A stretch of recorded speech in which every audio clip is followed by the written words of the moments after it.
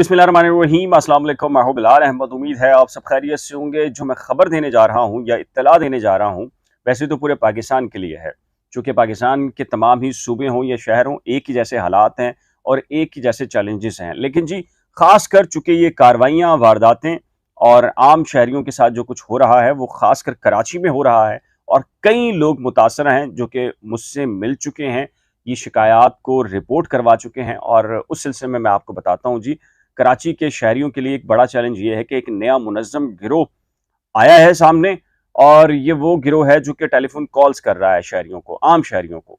और उनको नाम भी पता है कि जी कौन से साहब से मैं बात कर रहा हूँ। गिरोह को शनाख्ती कार्ड का भी पता है, एड्रेस का भी पता है, एनआईसी का तक का पता है।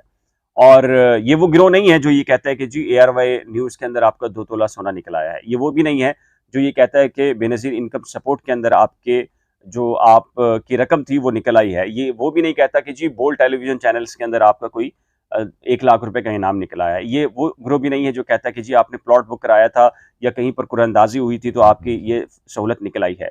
ये एक नए तरीके का गिरोह है, बहुत ही मुनज़्ज़म गिरोह है। और लेकिन एक बड़ा सवाल ये निशान है कि इनके पास इन्फॉर्मेशन, बेसिक इन्फॉर्मेशन कहाँ से आती है? मैं वो भी बता देता हूँ कि जी आपको ये बेसिक इन्फॉर्मेशन उनके पास कहाँ से आती है। बेशुमार लोग हैं, कई सहाफ़ी ऐसे हैं जिनको ये कॉल्स आई हैं। उन्हें कहा जाता है कि जी अस्सलाम वालेकुम, वालेकुम सलाम। वो बताते हैं जी आप फलां बात कर रहे हैं, वो कहते हैं जी हाँ मैं फलां बात कर रहा हूँ। मिस्टर एक्स कहते हैं जी मिस्टर एक्स हैं आप, वो कहते हैं जी हाँ मिस्टर एक्स बात कर रहा हूँ। वो कहते हैं कि जी आपका बेटा है और आपके बेटे को थाना सदर ने जो है वो पकड़ लिया है। वो या किसी लड़की के साथ था, या कोई ड्रग्स ले रहा था, चर्च पी रहा था, या औबाश किस्म के नौजवानों के साथ था। बेशतर लोगों को इस तरह की कॉल्स आती हैं और फिर उन्हें ये बताया जाता है कि जी मैं फलां थाने से फलां बात कर रहा हूँ, फलां पाक कॉलोनी थाने से बात कर रहा हूँ, सुरजानी थाने से बात कर रहा हूँ, और ये जो लड़की के साथ आपका बेटा पकड़ा गया है जिसका नाम ये है, अगर आप अभी 2 लाख रुपए हम आपको दे रहे हैं, एक अकाउंट उसमें जमा करा दें तो ठीक है। लेकिन अगले 5 मिनट के बाद जो है वो पुलिस को और मीडिया को बता दिया जाएगा और पुलिस जो है उसकी एफआईआर दर्ज करने जा रही है। मैं आपको बता रहा हूँ, एक पॉलिटिकल जमात है कराची की, उसके एक अहम रहनुमा है। उनको कॉल आई है और उन्हें कहा गया कि आपके बेटे को हमने पकड़ा है फलां लड़की के साथ और इस तरीके से मैटर है। आप फौरी तौर पे 3 लाख रुपए जमा करा दें, अदरवाइज फिर हमारे पास ऑप्शन नहीं है, चूंकि हम आपके बेटे और उस लड़की की जिस हालत में उसको पकड़ा है, हम फौरी तौर के ऊपर एक जो वीडियो है या तस्वीर है वो मीडिया को भेज रहे हैं और एफआईआर दर्ज कर रहा है। अच्छा, इसमें 2 लोग ऐसे हैं, मैं बिल्कुल रियल बता रहा हूं। उनको कहा गया जी आपका फलां भतीजा है, उसको पकड़ लिया है, तो उन्होंने तो ये कहा कि जी ठीक है, अगर उसने ऐसा किया है तो फिर उसे करने दें। वहां लाइन काट दी गई।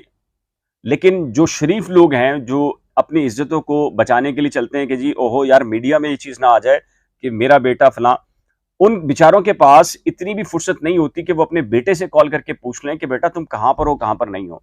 वो इतना दबाव डालते हैं उस आदमी के ऊपर, फौरी तौर पे आदमी क्या करता है, कोशिश करता है, बैंक पैसे जमा करता है, और वो उनको पता होता है कि कौन सा बंदा रिच है। 2 लाख रुपए 3 लाख रुपए देना मसला नहीं होगा, कौन सा आदमी अमीर है कौन सा गरीब है, उन्हें सब पता होता है।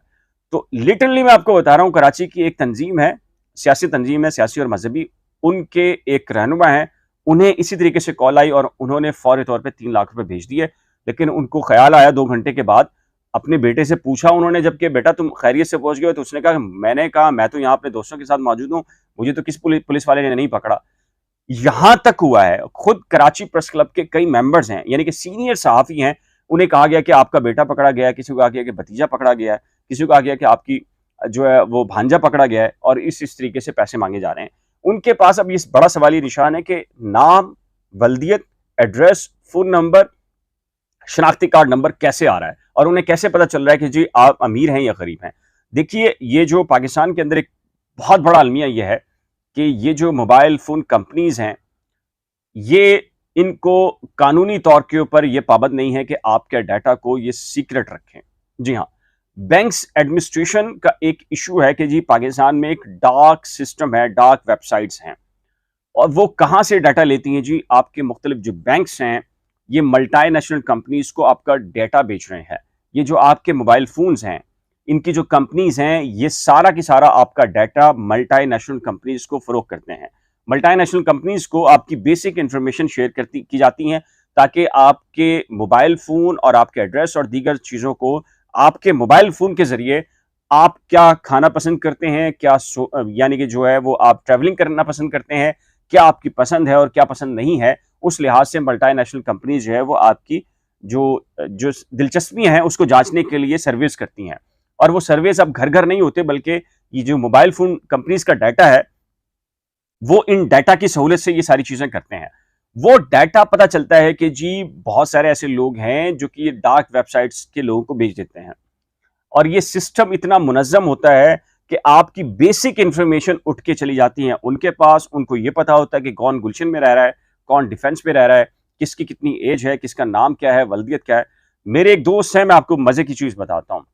उन्हें कॉल आई संडे के दिन, उन्हें कहा गया कि मैं स्टेट बैंक से बात कर रहा हूँ और आप फलाँ बात कर रहे हैं? उन्होंने कहा जी हाँ, मैं फलाँ बात कर रहा हूँ। उन्होंने कहा कि आप फलाँ इदारे से रिटायर्ड हुए? उन्होंने कहा जी मैं फलाँ इदारे से रिटायर्ड हुआ हूँ। उन्होंने कहा लेकिन आपके बैंक में जो 2 बैंक अकाउंट्स हमारे पास नज़र आ रहे हैं, उनको दोनों बैंक का पता था और उन बैंक अकाउंट्स का भी पता था और बैंकों का भी पता था। उन्होंने कहा कि हमारे पास जो रिकॉर्ड आ रहा है, आपके पास इतनी रकम है, फलाँ में 30 लाख है, फलाँ में इतनी है, लेकिन हमारी इत्तला के मुताबिक तो आप रिटायर्ड हुए, आपको तो इतने पैसे मिले नहीं, तो ये कहाँ से आए आपको? वो आदमी घबरा गए। बुजुर्ग हैं, 65 साल के, और मेरे दोस्त के एक बहुत ही करीबी अजीज हैं। तो उन्हें इतना मौका नहीं मिला कि वो संभल लें, उनसे पूछें कि इतवार है, स्टेट बैंक बंद है, आप कौन कॉल कर रहे हैं। बिल्कुल संभलने का मौका नहीं मिला और एक के बाद दूसरा सवाल जो है वो उनसे करते गए। उसकी बुनियादी रीजन ये है कि उनकी बुनियादी बेसिक इंफॉर्मेशन उनके पास थी। उन्हें कहा गया हम आपको एक नंबर दे रहे हैं, आप इसकी तस्दीक करते हैं, हमारे पास इंक्वायरी आई है। ये सब कुछ इतवार के दिन हो रहा है और जो शरीफ इंसान होता है वो इतना घबरा जाता है, उसको ये भी नहीं पता होता कि इतवार को स्टेट बैंक कौन सा खुला है। और कभी भी स्टेट बैंक जो है वो किसी को बराह रास्त कॉल नहीं करता। उन साहब ने बेसिक इंफॉर्मेशन के बाद उन्हें ये कहा गया कि अच्छी आप ये वही कंफर्म कर दें और एक कोड आ रहा है आपके पास, आपके मोबाइल फोन के ऊपर, आप ये कोड हमें बता दीजिए। वो साहब इतने घबराए हुए थे, उन्होंने वो कोड भी बता दिया। पता चला कि उनके अकाउंट से उसी वक्त पाकिस्तान ने इंडोनेशिया, दुबई और कतर के अंदर 3-4 बड़ी ट्रांजैक्शन हुई और उनके बैंक से पैसे निकाल लिए गए। वो बेचारे रोते हुए, जो मेरे दोस्त थे, उनके जरिए मेरे पास आए। एफआईए गए, एफआईए से जब सब कुछ पता चला, उन्होंने कहा ये इंटरनेशनल ग्रुप्स हैं, ये माफियाज है। उस कंप्लेन को जमा कराए हुए 6 महीने गुजर गए हैं, लेकिन आज तक कोई कॉल नहीं आई, कुछ नहीं हुआ। और बहुत ही अफसोस की बात है, ये सब कुछ चल रहा है। कौन लोग हैं, सिर्फ पुलिस की जानिब से कह दिया गया है कि जी इनसे होशियार रहें। भाई कोई तो हो जो इनको पकड़े, जो कि आम शहरियों को लूट रहे हैं। कोई पकड़ने वाला नहीं है। ये सूरत हाल इंतहाई ख़राब है। अगर आपको कभी भी कोई कॉल आए, बराए करम यकीन मत कीजिए, बेसिक इन्फॉर्मेशन शेयर ना कीजिए।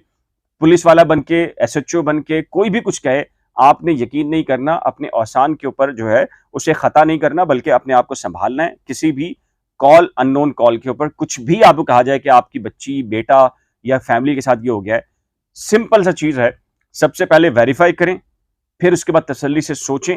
अगर ऐसी कुछ चीज़ हो, मैं ये नहीं कह रहा कथित तौर पर कुछ नहीं हो सकता ऐसी चीज़, अगर हो तो उससे निपटें, लेकिन अगर फेक हो तो फौरी तौर के ऊपर उसको रिपोर्ट करें, या कम से कम धोखाधड़ी से आप बच सकेंगे। लेकिन सबसे जरूरत ये होती है कि तहम्मुल के साथ उस कॉल को रिसीव करने के बाद आपने पहले तस्दीक करनी है, जिसके बारे में ये बात कही जा रही है कि आपका बेटा बेटी फलां जगह यूं हुआ, फलां जगह यूं हुआ, तो आप उस पर कंट्रोल पा सकते हैं। आप सबको जो है वो होशियार रहने की जरूरत है।